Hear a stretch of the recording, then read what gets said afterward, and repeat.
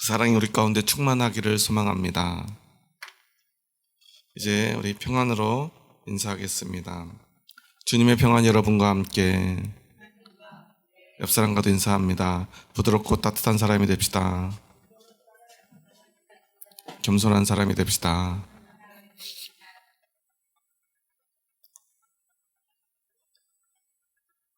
지난 금요일은 1월 6일 주님이 세례받은 주연절이었습니다. 한국 교회는 주연절을 특별하게 따로 모여서 예배드리지 않는데요. 원래 교회력에는 그게 평일이든 주일이든 원래 모여서 공예배로 드리도록 되어 있습니다. 그런데 우리가 그런 전통을 오래 잊어버리다 보니 우리가 그 날을 함께 예배 드리는 것이 좀 어색하기도 합니다. 하지만 우리가 그 주님이 세례받은 이 소중한 사건을 잊어버려서는 안 될 것입니다. 왜냐하면 왜 예수님이 세례받으셨는가 하는 것을 우리가 알아야 하기 때문이고요. 또 그것을 알아야 우리가 예수님을 닮은 그리스도인으로 살아갈 수 있기 때문입니다. 원래 세례는 어떤 의미를 담고 있습니까? 세례는 죄를 씻음 받는다는 의미를 가지고 있지요. 세례를 받을 때 그래서 무엇으로 세례를 받습니까? 물로 세례를 받습니다. 여러분 혹시 세례를 받는 모든 기독교인들 가운데 가장 힘들게 세례를 받는 교단이 있는데 어떤 교단인지 혹시 아시나요? 침례교에서 세례 받는 거. 침례교는 침례라고 그래요. 왜 침례라고 하냐면 물속에 완전히 잠긴다는 뜻으로 침례라고 합니다. 그리고 실제로 세례 요한이 요단강에서 세례를 베풀던 방식이 바로 침례입니다. 그래서 강에서 침례를 베풀 때, 세례를 베풀 때는 어떻게 합니까? 이 사람을 머리 끝까지 물속에 완전히 담급니다. 그리고 이렇게 담글 때 머리 안수를 하면서 그 사람의 죄가 사하여졌음을 선포합니다.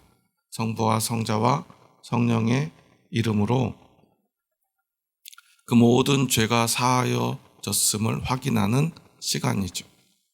그래서 원래의 세례는 우리가 완전히 물에 잠겨서 그곳에서 우리 모든 과거에 더러웠던 생명이 끝이 나고 이제 새로운 생명으로 다시 태어나는 순간입니다. 바로 이것이 예수님이 오늘 세례 받으신 이유입니다. 처음 예수님이 세례 받으러 요한에게 오니까 요한이 뭐라고 말을 하죠? 우리 14절 말씀을 함께 다시 한번 봉독하겠습니다. 요한이 말려 이르되 내가 당신에게서 세례를 받아야 할 터인데 당신이 내게로 오시나이까. 요한은 모든 죄 지은 사람들에게 세례를 베풀던 사람입니다. 하나님이 세운 선지자입니다. 그는 광야에서 가죽옷을 입고요, 석청을 먹으며 그가 그의 삶을 거룩하게 하면서 죄 지은 사람들에게 세례를 베풀며 이렇게 외쳤습니다. 회개하라, 천국이 가까웠느니라. 하나님의 나라는 어떤 사람이 들어갈 수 있습니까? 회개한 사람, 즉 죄가 없는 사람이 들어갈 수 있는 나라이기에 이제 하나님의 나라가 곧 우리 앞에 올 텐데 그 하나님의 나라에 들어가기 위해서는 세례를 받아야 한다는 것이죠. 유대인들은 그들이 유대인의 총회 안에 들어있으면, 즉 하나님의 백성이 되면 자동으로 하나님의 나라, 즉 천국에 갈 수 있다고 믿었습니다. 그래서 그들은 율법을 열심히 지켰습니다. 왜냐하면 율법을 지켜야만 하나님 나라의 백성으로서의 자격을 잃지 않기 때문에. 그래서 잃지 않는다는 것이 중요합니다. 그냥 그곳에 몸담고 있고요, 그곳에서 잘리지 않으면, 쫓겨나지 않으면, 자격을 상실하지만 않으면 그저 천국에 다 갈 수 있다고 믿었다는 거예요. 그런데 세례 요한이 갑자기 엉뚱한 소리를 합니다. 우리가 아무리 유대인, 즉 하나님 나라의 백성이라고 자부해도 우리가 회개하지 않으면, 세례받지 않으면 천국에 갈 수 없다라는 거예요. 그래서 율법을 잘 지키고 우리가 이 자격, 유대인으로 태어나서 유대인의 총회에 남아 있으면 그냥 자동으로 천국에 가는 것이 아니다라고 외치고 있는 거예요. 이것은 유대인들에게 큰 충격이었을 것입니다. 총회에서 쫓겨나는 경우는 율법을 어겼을 때이거나 아니면 율법에 정한 어떤 부정한 상태가 되었을 때, 죽은 시체를 만지거나 이방인과 접촉하거나 어떤 저주받은 어떤 질병에 걸리거나 그랬을 때 그들은 총회에 들어올 수가 없죠. 그래서 그들이 가장 두려워했던 질병이 무엇입니까? 바로 요즘 한센병이라고 불리는 나병 또는 문둥병이죠. 그 병에 걸리면 어떻게 됩니까? 총회에서 쫓겨나게 됩니다. 부정하기 때문에. 그래서 그 병이 완전히 나아서 그 나은 몸을 제사장이 보인 후에 완전히 나았다고 제사장의 선포해 주어야만 다시 하나님 나라 백성으로서의 자격을 획득하게 됩니다. 그래서 그들은 그렇게 부정하게 되어 그 하나님 나라 백성으로서의 자격을 잃어버리는 그 순간을 가장 두려워합니다. 그래서 나병 환자들은 마을에 들어와 살 수 없었어요. 왜냐하면 자신만 부정한 것이 아니라 그들과 접촉하는 모든 사람들을 부정하게 만들기 때문입니다. 부정하게 되면 그들은 구원받을 수 없습니다. 천국에 갈 수 없습니다. 우리는 보통 천국에 가는 것을 이렇게 생각합니다. 내가 개인적인 믿음으로 예수 그리스도를 믿고 구원받아 천국에 간다고 믿습니다. 그런데 유대인들은 조금 달랐습니다. 혼자 받는 구원이라는 생각 자체가 그들의 머릿속에는 없었어요. 구원은 곧 하나님 나라의 백성이, 그 백성 안에 속한 모든 사람이 한꺼번에 구원받는다는 개념이었어요. 개인적인 구원이 아닙니다. 민족의 구원입니다. 나라의 구원입니다. 그러니까 내가 그 안에 들어있는 것, 그 소속감이 너무나 중요합니다. 그런데 세례 요한은 그럼에도 불구하고 너희 개인이 회개해야 한다. 세례받고 죄 씻음을 받아야만 한다. 라고 외치고 있는 것입니다. 그래야만 천국에 갈 수 있다. 즉 하나님 나라 백성으로서의 지위를 얻을 수 있다라고 외쳤다는 거예요. 그리고 이제 예수님이 그 앞에 왔습니다.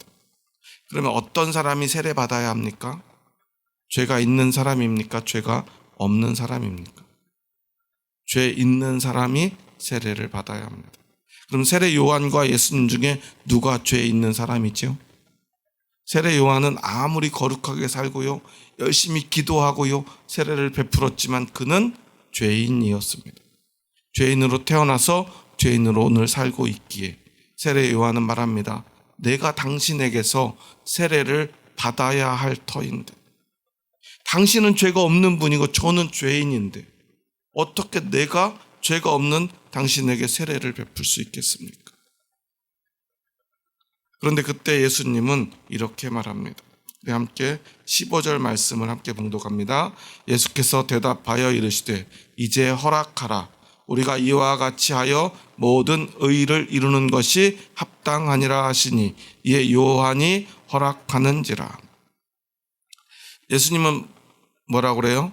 그럼에도 불구하고 이것을 허락하라고 그래요. 왜 허락해야 되는가를 설명하는데 그걸 뭐라고 말합니까? 우리가 이와 같이 하여 모든 의를 이루는 것이 합당하니라. 지금 이렇게 내가 세례 받는 것이 의를 이루는 것이라는 거예요. 너와 내가, 우리가 이와 같이 세례를 네가 나에게 베풀어서 우리가 의를 이루어야 된다라는 거예요. 성경에서 의는 어떤 것입니까? 하나님의 뜻에 합한 것, 즉 하나님이 원하는 그것이 바로 의입니다. 어떤 종교적인 도덕적인 규칙에 따라서 그것을 지키는 것이 의가 아니라 그리스도인들에게, 하나님의 백성에게 의는 하나님의 뜻이 바로 의로운 것, 정의로운 것입니다.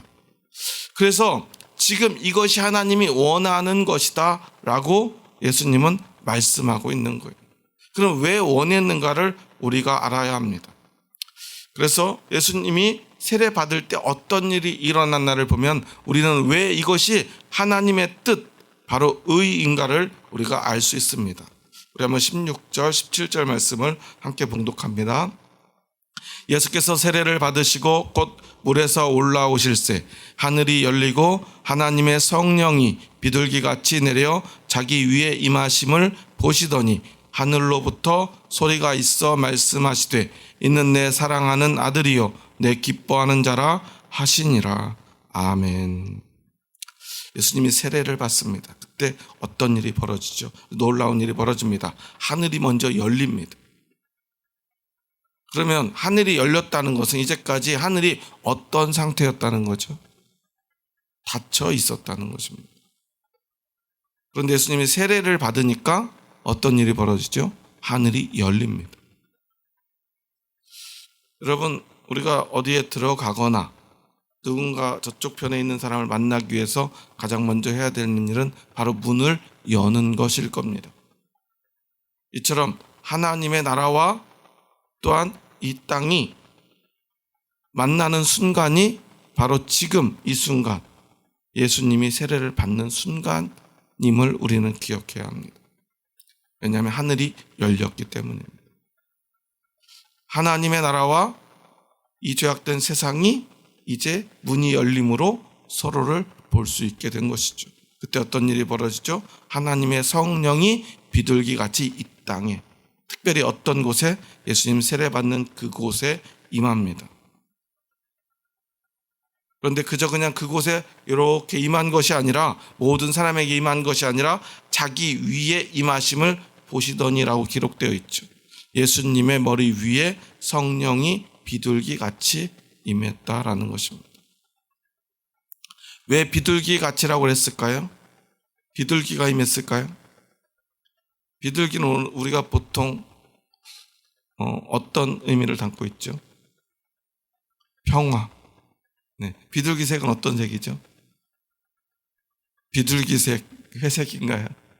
여기서 비둘기처럼이라고 할 때 이 비둘기는 하얀색 비둘기를 의미하는 거겠죠.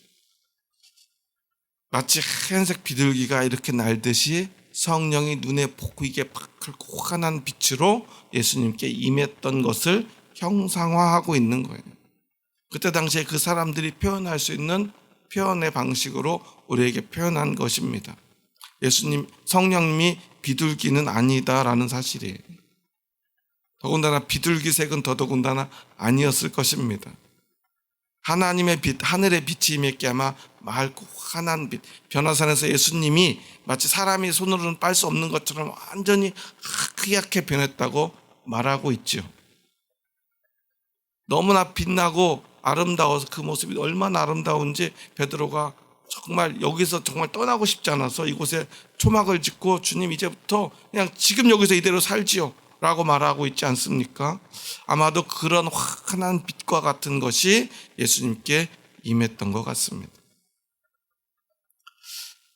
그렇게 이 세상과 하나님의 나라가 하나로 연결이 됩니다. 그리고 놀라운 소리가 들립니다. 하늘로부터 소리가 있어 말씀하시되 이는 내 사랑하는 아들이요 내 기뻐하는 자라 하시니라. 예수님은 지금 세례 받으니까 하나님의 아들이 된 것입니까? 아니면 원래부터 하나님의 아들이었습니까? 오늘 성경을 보면 이는 내 사랑하는 아들이요 내 기뻐하는 자라 앞에 서 있는 전치사들이 이미 과거로부터 지금까지 계속되었음을 의미하는 단어를 사용해요. 그러니까 너는 내 사랑하는 아들이었고 지금도 내 사랑하는 아들이다라는 것입니다. 이제까지 내가 너를 기뻐했던 자이고 넌 지금도 내가 기뻐하는 자다라는 의미입니다. 그런데 왜 굳이 예수님은 이 순간 세례를 받고요 성령이 임하고요 이러한 내 사랑하는 아들이요 내 기뻐하는 자라 하는 음성을 듣는 이 세례의 사건 가운데로 나오셨을까요? 그것은 바로 이제 앞으로 예수 그리스도를 믿고 세례받고 구원받을 모든 그리스도인들, 그들에게 앞서 세례를 먼저 받으심으로 말미암아 세례를 통하여 우리가 어떻게 되는가를 예수님이 몸소 보여주신 것입니다. 그것은 바로 우리도 이제 세례를 받으면 이 예수님이 들었던 이 음성을 우리가 듣게 되는 것입니다. 바로 너는 내 사랑하는 아들이요, 너는 내 기뻐하는 자라는 이 선포가 단지 예수님에게만 향한 것이 아니라 이제 예수님을 믿는 우리들에게도 하나님이 들려주시는 음성이 된다라는 것입니다. 여러분 예수님을 믿으십니까? 여러분 예수님 믿고 세례를 받으셨습니까? 그렇다면 여러분들도 오늘 예수님이 들었던 이 음성을 반드시 들어야 하는 것이고요. 이미 여러분은 여러분들에게 이 하나님의 음성이 선포되었다는 것을 믿어야 하는 것입니다. 예수님은 죄가 있어서 세례 받으신 것이 아니라 세례 받는 그리스도인들이 앞으로 어떻게 될 것인가를 몸소 보여주신 것입니다. 세례를 받는 자에게는 성령이 비둘기 같이 임하고요, 너는 내 사랑하는 아들이요 내 기뻐하는 자라 하는 음성을 듣게 되는 것입니다. 여러분은 그래서 이제 하나님의 아들이요 하나님의 기뻐하는 사람입니다. 그래서 이제 하나님의 아들로, 하나님의 딸로, 특별히 하나님이 정말로 기뻐하는 사람으로 살아가게 되어야 합니다. 살아가게 되는 것입니다. 내가 그렇게 어떻게 이렇게 살아가는 것이 아니라 그렇게 될 수밖에 없는 것입니다. 기뻐하는 자. 오늘 설교의 제목이 먼저 여러분 혹시 한번 읽어보셨나요? 주보를 보면요, 저는 제일 먼저 성경 본문을 보고 설교의 제목을 봅니다. 여러분들도 예배 전에 그랬으면 좋겠습니다. 한번 우리 설교의 제목을 한번 읽어볼까요? 시작. 하나님이 기뻐하시는 자, 기뻐하는 자. 하나님이 기뻐하는 사람. 그게 바로 그리스도인, 예수 그리스도를 믿는 사람들, 예수 믿고 세례 받은 사람들입니다. 기쁨이 된다는 것은 무엇일까? 그걸 생각하기 위해서 저는 한 주간 많은 고민을 하고 기도를 했는데요. 보통 학문을 연구하는 사람들이 무엇에 대해서 연구할 때 가장 먼저 하는 게 뭐냐면 그것이 아닌 것이 무엇인가를 찾습니다. 그래서 저도 그런 고민을 해봤습니다. 그러면 하나님이 기뻐하지 않는 것은 무엇일까? 하나님이 기뻐하지 않는 사람은 어떤 사람일까? 물론 그저 하나님과 상관도 없는 사람들을 제외하고요, 하나님 안에 있는 예수 그리스도를 믿는다고 하는 사람들, 예수 그리스도를 믿고 세례받은 사람들에게서 하나님이 기뻐하지 않는 것은 무엇일까를 생각해 보았습니다. 그러다 우연히 한 영상을 봤는데 거기서 이런 단어가 나오더라고요. 1인분이라고 하는 것. 이 단어를 생각해 보면 여러분 어떤 게 생각나십니까? 1인분. 삼겹살? 요즘 혼밥 하는 사람들 많은데 우리 보통 나이가 좀 많은 사람들은 1인분 하면 저도 뭐 삼겹살 1인분, 뭐 가서 백반 1인분 이런 음식 이런 게 생각이 나지 않습니까? 그런데 요즘 MZ세대라고 하나요? MZ세대들은 자신을 MZ세대로 부르는 걸 싫어한다고 하는데요. 어떤 분이 그런 얘기를 하더라고요. 본인 MZ세대인 어떤 사람들이 이제 기성세대인 한 건축가를 찾아가서 그에게 묻습니다. 선생님은 1인분 하면 뭐가 떠오르십니까? 그러니까 아니나 다를까 저하고 연배가 비슷한 그분은 1인분, 음식 1인분, 삼겹살 1인분 이런 게 생각난다고 하니까 MZ세대인 젊은 친구들, 유튜버들이 이런 얘기를 합니다. 요즘 젊은이들에게 1인분은 조금 다른 의미입니다. 여러분 젊은 애들에게 1인분이라는 게 어떤 의미인지 혹시 아십니까? 이건 바로 이런 거예요. MZ세대 사이에서 받은 만큼만 일하는 어떤 현상들 같은 게 있어요. 그래서 내가 연봉을 얼마를 받으면요, 받은 만큼만 내가 일하는 것, 이런 걸 1인분이라고 한다고 그래요. 내가 1인분을 한다고 이렇게 이야기를 한다고 그래요. 예를 들어서 대학교에서 같이 공부를 하는데 이제 팀으로 조별 과제 같은 걸 하면요, 각자가 n분의 1로 5명이면 5분의 1의 분량을 내가 받습니다. 다른 4명이 얼마큼 진행되든지 말든지 나는 내 1인분만 다 하면 된다라는 생각이다라는 거예요. 결국은 조별 발표를 전체를 다 하지 못해도 내가 1인분을 했으면 항상 떳떳하고 당당합니다. 그런데 1인분 하지 못하는 친구들은 어떻게 될까요? 쟤는 1인분도 하지 못하는 애야라고 낙인이 찍힌다는 거죠. 1인분이라는 것이 우리의 생각과는 전혀 다른 의미 아닙니까? 그래서 회사에서는 1인분 하지 못하는 사람들을 원루라고 부른대요.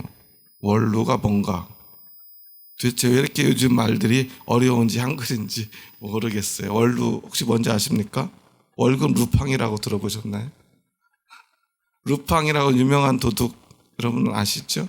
그래서 월급 루팡, 가만히 앉아서 시간만 때우다가 퇴근하고 근무 시간에 업무에 일하면서 월급만 훔쳐가는, 월급만 받아가는 사람들 월급 루팡이라고 한다고 그래요. 그러면 1인분도 하지 못하는 사람들을 일컬어서 월급 루팡이라고 한다고 합니다. 무슨 말인지 잘 몰라도 괜찮습니다. 하지만 그 의미를 생각해 보면요, 1인분 한다는 것이 얼마나 중요한 일인가 하는 걸 생각해 볼 수 있죠. 근데 그때요, 유현준이라고 하는 이 건축사에게 그 젊은 세대들이 묻습니다. 선생님은 이 1인분 하는 것에 대해서 어떻게 생각하십니까? 그러니까 나는 우리 회사에 사원이 들어와서 1인분만 하겠다고 하면 그런 사원들은 장래가 없다, 미래가 없다고 생각한다. 자기 일만, 자기에 맡겨진 일만 월급대로 연봉 받은 만큼만 일하겠다 하는 사람이 무슨 발전이 있겠나, 이런 얘기를 한참 하더니 나 너무 꼰대 같지 그래요. 요즘 젊은 세대들은요, 열정페이라는 말을 정말 싫어하죠. 언제부터인가 열정페이라는 말을 합니다. 야, 너 미래를 위해서 지금 돈은 조금만 받고 열심히 일하다 보면 네가 오히려 이렇게 열심히 일한 게 너의 능력이 되고 또 너의 자산이 돼서 나중에 너는 성공할 수 있을 거야. 이렇게 미래의 어떤 꿈만을 심어주면서 실제로 생활할 수 없는 정도의 적은 월급을 주면서 일만 부려먹는 것을 열정페이라고 한다고 하죠.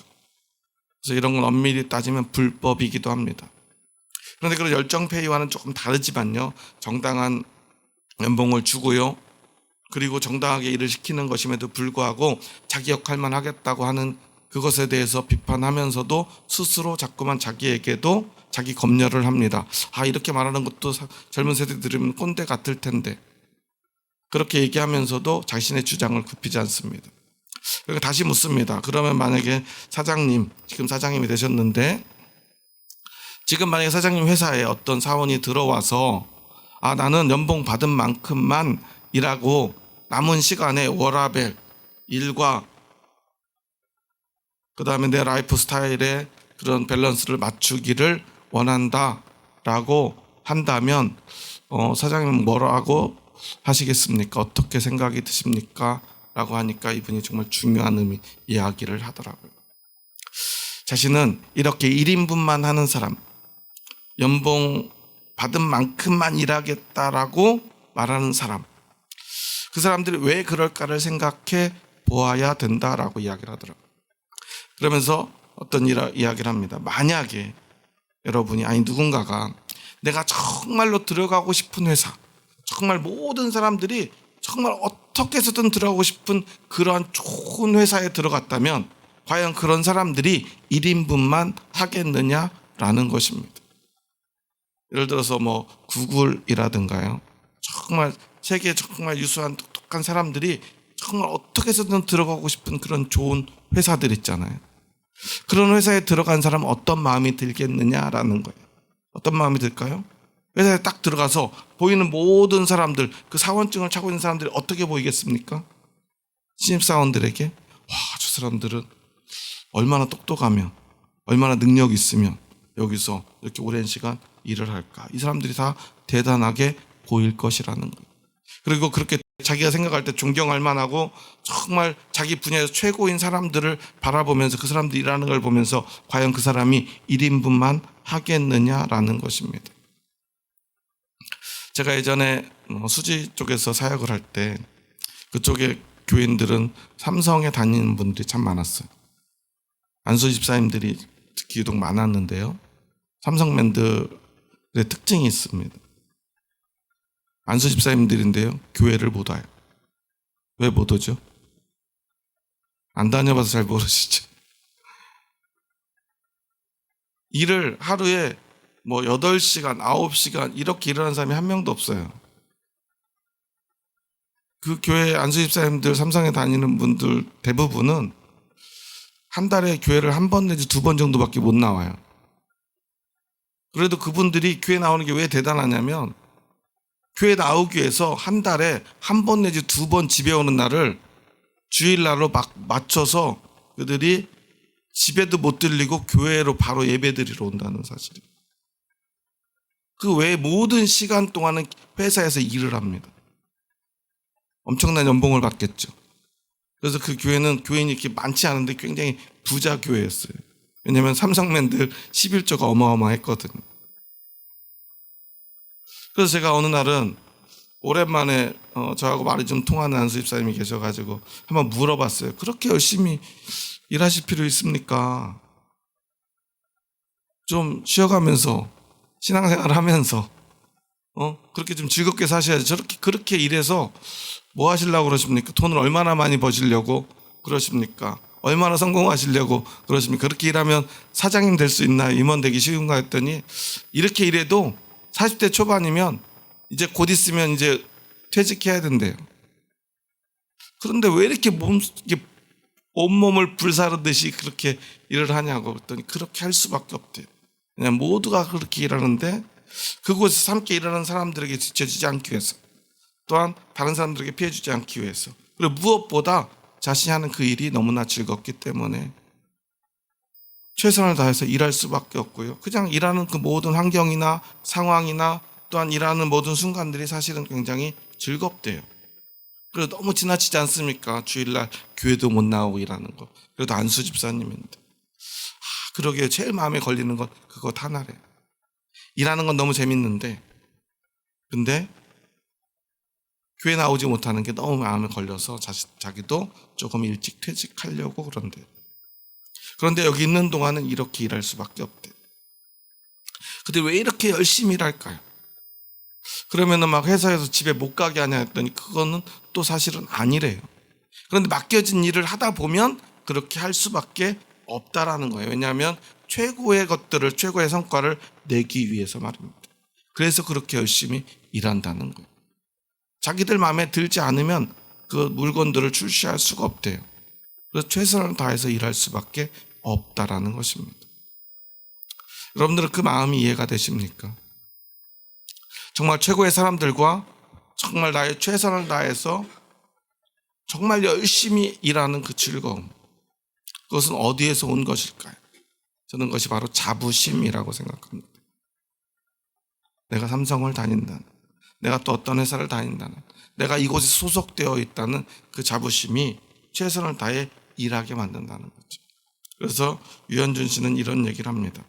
만약에 어떤 사원이 내 회사에 들어와서 워라밸을 추구하고 나는 여기서 내가 받은 연봉만큼만 일하겠습니다 라고 말한다면 그것은 내가 만든 이 회사가 정말 후지기 때문이다라고 생각이 든다는 거예요. 그래서 그것은 신입사원이 잘못한 것이 아니라 내가 잘못한 것이다 라고 생각이 들 것 같습니다 라고 이야기를 해요. 내가 만든 이 회사가 그 사원이 생각할 때 별 볼 일 없으니까 여기서 나는 그냥 돈이나 받고 나한테 맡겨진 일이나 해야겠다. 그런데 만약에 이 회사가 정말 건축을 하는 사람이라면 누구나 들어오고 싶고 정말 여기에서 일하는 사람들이 정말 대단해 보인다면 이 회사가 정말 멋진 회사라면 그 사원은 결코 그런 생각을 하지도 않을 것이고 그렇게 일하지도 않을 것 같다는 거죠. 저런 걸 보면서 많은 걸 생각하게 됐습니다. 그렇다면 우리 교회는 어떠한가? 우리 그리스도인들은 어떠한가 하는 것입니다. 여러분은 어떠십니까? 여러분은 어떤 마음으로 이 예배를 드리고 있습니까? 혹시 여러분은 오늘 이 예배를 드리는데 1인분을 하려고 이곳에 나오시지 않았습니까? 하나님께 내가 드려야 될 마땅한 어떤 하나, 그것을 일단 해내기 위해서, 출석 도장 찍기 위해서 오늘 이곳에 왔다면 여러분은 1인분은 하셨을 거라고 생각합니다. 그런데 과연 1인분 하는 사람을 하나님은 기뻐하실까요? 하나님은 그런 사람을 원해서 아들을 이 땅에 보내시고, 그 아들이신 예수님은 우리들이 그저 1인분 하는 사람 되게 하기 위해서 오늘 세례 요한 앞에 나와 세례를 받았을까요? 그러지는 않았을 거라고 저는 생각합니다. 제가 집에 물건들이 고장이 나서 이걸 어떻게 해야 되나, 이걸 다시 바꿔야 되나 고쳐야 되나 고민이 돼서 유튜브를 찾아보니까 한 사장님이 그런 걸 바꾸지 말고 수리하라, 수리하면 훨씬 더 싸고 좋다라는 영상을 막 올립니다. 근데 그 영상을 보는데 거기서 그 사장님이 이런 얘기를 하더라고요. 인터뷰를 하는 사람이 이렇게 하면 돈을 얼마나 법니까? 일은 안 힘듭니까? 한 달씩은 어떻게 됩니까? 이런저런 얘기하다 마침 생각해보니까 오늘 주말인데 사장님은 주말에도 일하십니까? 주말이 어디 있습니까? 그럼 저녁에도 일하시나요? 저녁이 낮이건 되는 대로 열심히 일해야죠. 주로 낮에는 일을 하고 저녁에는 견적을 내고 틈나는 대로 일을 하고 주말에도 일거리가 있으면 일을 합니다.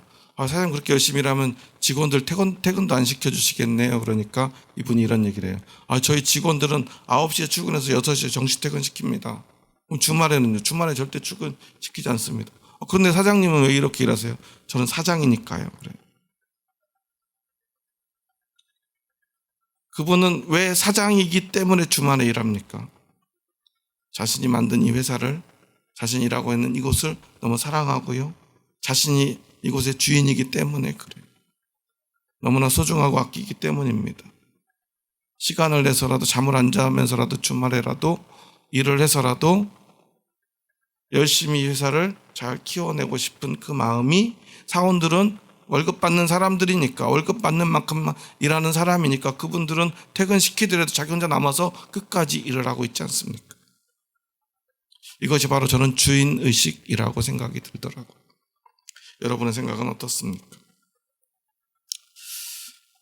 하나님이 원하는 것은 사랑하는 아들, 그리고 기뻐하는 사람입니다.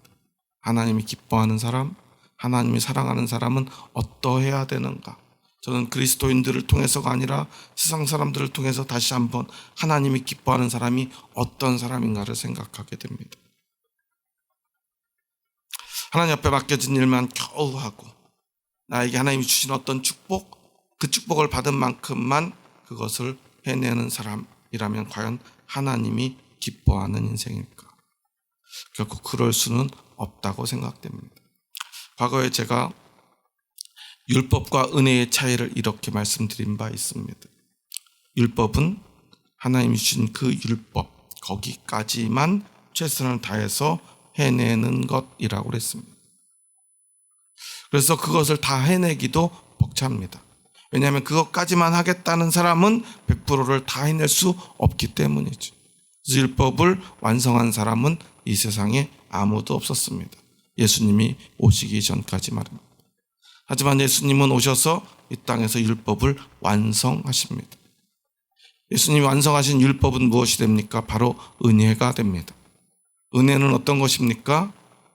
율법까지만 하는 것이 아니라 율법은 당연히 지키고 율법 안에 있지만 율법을 완성하고 율법 너머의 사랑으로, 헌신으로, 그리고 기어이 십자가의 죽음과 순교로 자신의 모든 것을 다 불살라 하나님께 드리는 것, 그렇게 다 드리고도 이것을 내가 열심히 했고 내가 노력했다고 자신을 자랑하지 않고 오히려 하나님께 감사하는 그 마음, 그것이 바로 은혜인 것입니다.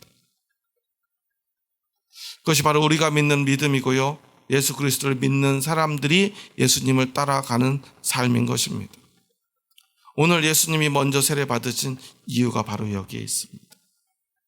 우리 그리스도인은 어떤 사람인가를 몸소 보여주신 것입니다. 바로 하나님의 사랑하는 아들이요 하나님의 기뻐하는 자, 율법을 넘어 이제 은혜로 나아가 은혜 받은 자답게 살아가는 사람, 그 율법을 겨우겨우 근근히 어쩔 수 없이 아니면 두려움으로 그것을 해내는 사람이 아니라 그것보다 더한 것이라도 내가 할 수 있는 전부를 다 드릴 수 있는 사람, 그리고 그 모든 것들을 하면서 자신을 탈진시키는 사람이 아니라 오히려 더 열심히 일할수록, 더 열심히 섬길수록 그 안에 기쁨이 차오르고요, 생명이 차오르고요, 그 기쁨을 견딜 수 없는 그러한 사람들, 그게 바로 그리스도인인 것입니다. 올해 우리 교회의 주제, 아니 어쩌면 지금 벌써 주보 앞면을 한번 보시면, 주보 앞면 한번 표지를 한번 보실까요? 제일 위에 뭐라고 써있죠? 2023 1월 8일 제14권 제2호입니다. 우리가 저희 교회가 정말 작게 가정에서부터 시작됐지만 어찌됐건 벌써 올해가 우리 교회가 세워진 지 14년이 되었다는 의미고요. 14년째 두 번째 주일입니다.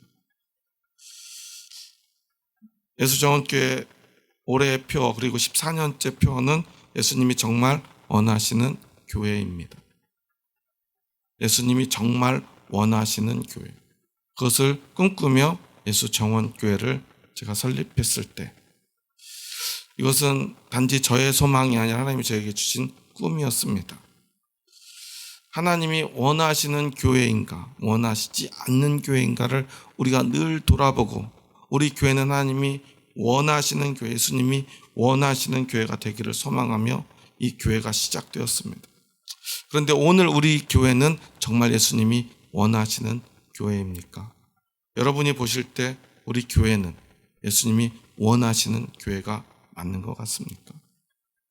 예수님이 원하시는 교회가 된다는 것은 우리가 하나님의, 그리고 예수님의 기쁨이 되어야 되지 않겠습니까? 율법 넘어 은혜의 삶으로 세워진 교회가 되어야 되지 않겠습니까? 예수정원교회는 단지 건물이나 아니면 어떤 등록된 우리 법인이 아닌 우리 각자 한 사람 한 사람이 바로 예수정원교회이며, 그런 사람들이 모여있는 이곳이, 그리고 우리의 모임이 바로 예수정원교회입니다. 우리는 예수정원교회 이름으로 구원받아야 합니다. 천국에 가야 합니다. 어떻게 가야 될까요? 하나님의 기쁨이 되어 하나님의 나라로 가야 되지 않겠습니까? 하나님이 정말 기뻐하는 교회, 그것이 바로 예수님이 정말 원하는 교회가 아니겠습니까? 이제 우리의 모습을 다시 한번 돌아봅시다. 이제까지 우리가 어떻게 살았든, 그저 1인분을 다하기 위해서 최선을 다하는데 머물러 있었든, 그러지 못했든, 1인분도 하지 못하는 인생이었든, 그것은 이제까지 어떻게 살았던 것은 중요하지 않습니다. 이제 내가 오늘 이 예수 그리스도의 세례, 이 앞에서 예수님에게 들려주신 이 음성 앞에 선다면 여러분의 인생은 완전히 달라질 것입니다. 우리의 교회는 완전히 다른 교회가 될 것입니다. 많은 분들이 이야기합니다. 개척교회 가면 힘들고 불편하고 어렵다라는 이야기들 합니다. 맞습니다. 큰 교회는 내 할 일 열심히 하면 됩니다. 작은 교회에 오면 정말 이것저것 해야 됩니다. 오늘 이제 광고 시간에 다시 한번 제가 광고하겠지만 주보 뒷면을 보면요, 2023년 직분을 조금 수정했습니다. 좀 빠진 분도 있고요, 이름이 오타였던 우리 집사님도 있어서 제가 이름도 고치고요, 좀 빠진 분들 좀 다시 넣고요, 또 잘못 들어간 분은 또 빼기도 했습니다. 다시 한번 확인해 주시면 감사하겠습니다. 그러다 보니 내 이름이 여기저기에 들어가 있습니다. 그렇다면 정말로 개척교회는 많은 사람들이 정말로 이것저것 일을 많이 하기 때문에 힘든 것일까요? 저는 그것은 아니라고 생각합니다. 지금도요, 저기 경기도 의왕 쪽에 다니는 제 대학교 후배가 저기 카톡으로 자기 교회 어떤 그 일들을 자주 소식들을 보내줘요. 이 친구는 대학을 졸업하고 지금 40대 한 후반쯤 됐는데 아직 혼자 삽니다. 학교 선생님을 하면서요. 그런데 교회를 얼마나 열심히 하는지 몰라요. 찬양대도 하고요. 또 뭐 교사도 하고요. 여러 가지 일들을 합니다. 굉장히 큰 교회인 것 같아요. 적어도 한 10,000명 정도 되는 교회인 것 같습니다. 그런데 항상요, 뭐 목사님 설교라든가 찬양대 찬양이라든가 뭐 칸타타라든가 아니면 어떤 행사를 축제를 했다가 축제 내용이라든가 이런 걸 저한테 계속 보내줘요. 저는 그걸 보면 어떤 마음이 들까요? 박탈감이 듭니다.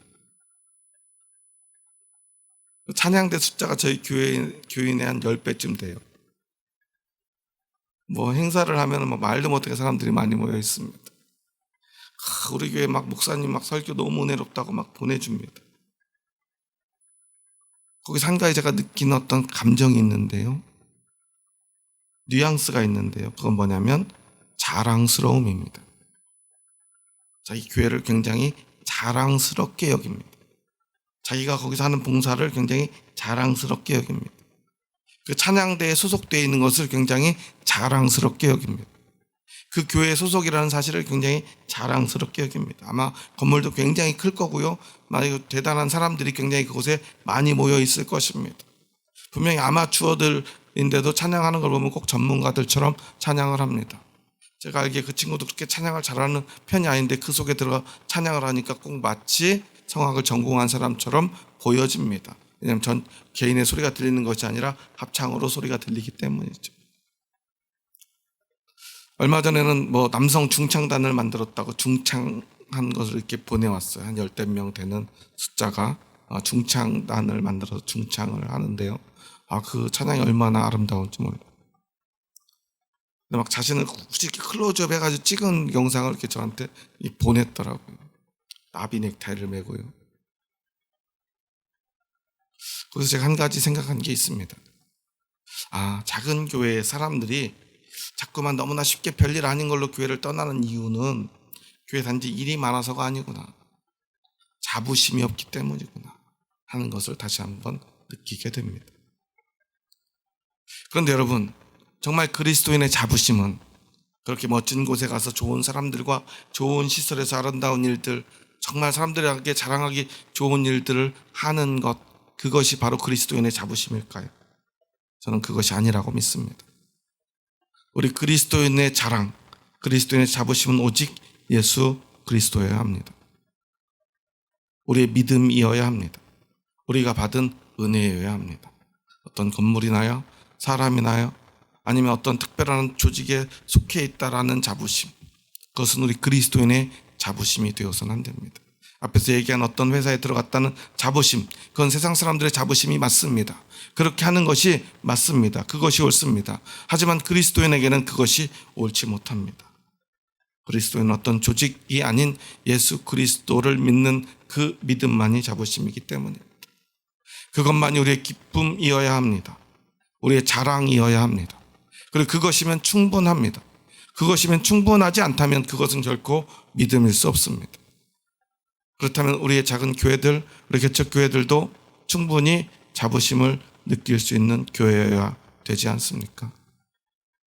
일이 좀 많다면 일을 줄이면 됩니다. 일하지 않아도 괜찮습니다. 교회는 일하는 곳이 아니라 예수 그리스도를 믿는 곳이기 때문입니다. 여러분, 2023년 우리 예수정원교회는 예수님이 정말 원하시는 교회가 되었으면 좋겠습니다. 하나님의 기쁨이 되는 교회가 되었으면 좋겠습니다. 이것 때문에 일을 해야 된다면 일을 했으면 좋겠습니다. 그것 때문에 어떤 하나님의 기쁨이 되고 싶은데 일이 방해를 한다면 일을 멈췄으면 좋겠습니다. 일이 너무 많아서 괴롭다면, 하나님의 기쁨이 되지 못한다면 일을 줄였으면 좋겠습니다. 아니, 일을 하지 않아도 괜찮습니다. 하지만 우리는 하나님의 기쁨이 되어야 합니다. 그리고 이 교회가 무엇보다 예수 그리스도가 여러분의 자랑이 되어야 합니다. 예수 그리스도께 속한 것이 여러분의 자부심이 되어야 합니다. 그래야만 여러분은 하나님의 기쁨이 될 수 있습니다. 그리고 그 기쁨이 된다면 여러분 하나님을 위해서라면 무엇이라도 할 수 있게 될 것입니다. 일이 좀 이것저것 나에게 주어진다 할지라도 그것 때문에 예수 그리스도를 떠나고 교회를 떠나는 일은 없을 거라고 저는 믿습니다. 그리고 혹시라도 그 일이 나를 예수 그리스도를 믿고 예수 그리스도를 기뻐하고 예수 그리스도를 자랑스러워하는데 방해가 된다면 그 어떤 것이라도 그것은 우리가 버려야 합니다. 그래도 괜찮습니다. 왜냐하면 우리에게는 예수 그리스도로 충분하기 때문입니다. 2023년 여러분은 어떤 사람이 되기 원하십니까? 하나님 앞에서 그저 1인분 하기 위해 열심히 동분서주하는 사람이 되시겠습니까? 아니면 정말로 하나님의 기쁨이 되어 하나님만으로 충분한 사람 되어 하나님을 위해서라면 무엇이라도 할 수 있는 사람이 되시겠습니까? 예수님이 우리에게 보여주신 것은 바로 그것입니다. 예수님의 길, 그저 영광스럽고 아름다운 길만은 아니었습니다. 그럼 예수님은 억지로 그것을 1인분 다 하기 위해서 감당하셨을까요? 결코 그렇지 않다고 저는 믿습니다. 예수님은 끝끝내 하나님을 기뻐했을 것입니다. 왜냐하면 하나님의 기쁨이었기 때문입니다. 하나님이 기뻐하는 자, 하나님의 사랑하는 아들이었기 때문에. 또한 예수님은 하나님을 사랑했고 하나님을 사랑하는 아버지로, 또한 세상에서 가장 기뻐하는 존재로 하나님을 여겼으며 그 기쁨을 감당하지 못하여 그 어떤 고난이라도 고통이라도 기꺼이 감당했을 것이고, 심지어 예수님은 십자가상에서조차 자신의 고통보다 하나님의 기쁨이 무엇인가를 생각하였고 끝내 그곳에서 자신을 욕하고 비웃고 침뱉는 자들에게까지 용서를 선포하시며 하나님의 일을 다 이루었음을 그가 고백합니다. 이제 다 이루었다. 그것이 그에게 얼마나 큰 기쁨이었는지 우리는 기억해야 합니다. 그 고통조차도 기쁨이 되는 것, 그것이 바로 사랑인 것입니다. 예수님이 우리에게 보여주신 사랑인 것입니다. 그리고 우리는 그것을 믿는 사람들입니다. 여러분들 안에는 그 믿음이 있습니다. 그것을 기억하시기 바랍니다. 세상 사람들이 볼 때 여러분이 어떤 사람처럼 보일지라도 여러분이 어떤 사람이라는 것을 여러분은 잊지 말아야 합니다. 그 예수 그리스도의 사랑이, 그 믿음이 여러분 안에 있음을 여러분 잊지 마십시오. 여러분이 얼마나 하나님 보시기에 소중한 사람인지, 얼마나 아름다운 사람인지, 하나님이 여러분을 보기만 해도 얼마나 기쁨이 차오르는지 여러분은 잊어서는 안 됩니다. 왜냐하면 그 기쁨을 위하여 예수님은 십자가에 달려 피 흘려 돌아가셨기 때문입니다. 그런데 우리가 그 기쁨을 잃어버린다면 하나님 마음은 얼마나 아프겠습니까? 여러분, 이제 그 기쁨을 다시 한번 회복합시다. 오늘 예배 시작 전에요, 우리 윤보영 집사님, 이영경 집사님한테 올해부터는 이렇게 앞에 나와서 찬양을 해달라고 제가 부탁을 했습니다. 얼마나 부끄러움이 많은 분들인 제가 너무나 잘 알기 때문에 부탁을 하는 게 정말 많이 힘들었어요. 그리고 안 한다 그러면 그냥 하지 말까, 하지 말라 그럴까, 그냥 앉아서 하라 그럴까 고민을 하다가 그래도 좀 힘들어도 앞에 서서 해달라고 했습니다. 제가 이런 말을 할 수 있는 이유는 하나입니다. 우리 집사님들의 믿음을 제가 알기 때문입니다. 믿기 때문입니다. 하나님 얼마나 기뻐하는지, 하나님 얼마나 큰 기쁨인지를 제가 알기 때문입니다. 좀 불편해도, 조금 부끄러워도 할 수 있는 믿음이 그 안에 있다는 것을 제가 믿기 때문에 부탁할 수 있었던 것입니다. 다른 분들도 마찬가지입니다. 가장 중요한 것, 제가 이 앞에 설 수 있다는 것. 사실 어쩌면 저는 이러한 일들을 할 수 없는 사람입니다. 하나님의 기쁨이 아니었다면, 그 믿음이 아니었다면 저는 결코 사람들 앞에 이렇게 서서 말하는 일을 하지 못했을 것입니다. 하지만 그래도 그 믿음이 저를 이곳으로 인도했고 이곳에 세웠을 때 저는 그 믿음 때문에 이 일들을 감당하게 되었고 지금도 그 일을 하고 있습니다. 제가 무엇을 할 수 있어서가 아닙니다. 그 믿음 때문입니다. 예수님 때문입니다. 예수님의 기쁨이 되기 위해서라면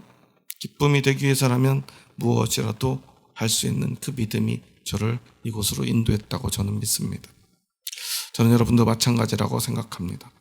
여러분들도 하나님의 기쁨이 된 사람들입니다. 여러분 안에, 여러분은 조금 잠시 잊어버렸을지라도 하나님의 그 기쁨이 여러분 안에 가득 차 있다는 사실을 여러분 기억하시기 바랍니다. 그리고 그 기쁨으로 하나님 앞에 나오십시오. 그 기쁨으로 일하십시오. 그 기쁨을 잃어버리는 것이 있다, 잃어버리도록 만드는 게 있다면, 방해하는 것이 있다면 어떤 순간이라도 그 무엇이라도 기꺼이 그 순간에 그것을 버리십시오. 하지만 그 어떤 일이라도 하나의 기쁨을 위해서 여러분이 할 수 있다면 그 일을 여러분 당당히 감당하십시오. 어떤 사람들이 여러분을 부끄럽게 여기고, 아니 부끄럽게 만들지라도 여러분 부끄러워하지 마십시오. 그 사람들이 여러분을 부끄럽게 할 수 없습니다. 왜냐하면 여러분 하나님의 기쁨이기 때문입니다. 하나님이 기뻐하는 사람이기 때문입니다. 그것이 얼마나 소중한 것인가를 여러분 기억하십시오. 이제 여러분이 이제 하나님의 기쁨으로써 이제 새롭게 거듭나서 새로운 사람 되어서 살아갈 수만 있다면 여러분의 인생은 분명히 달라질 것입니다. 우리 예수 정원교회도 분명히 달라질 것입니다.